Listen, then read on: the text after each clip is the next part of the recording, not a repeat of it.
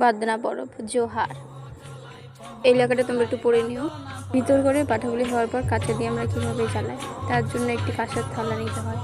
সেখানে চালের গুঁড়ো নিতে হয়। চালের গুঁড়ো না হলে সেটা দুধ দিয়ে ভালো মতো মাখাতে হয়। এমনভাবে মাখাতে হয় যাতে বেশি শক্ত না হয়, বেশি নরম না হয়। তারপরে ওটা হওয়ার পরে একটু সলতে নিতে হয়। সলতেটা ঘি দিয়ে মাখাতে হয় এবং মাখানো হয়ে গেলে তারপরে কলা পাতাগুলোকে বিছিয়ে নিতে হয়।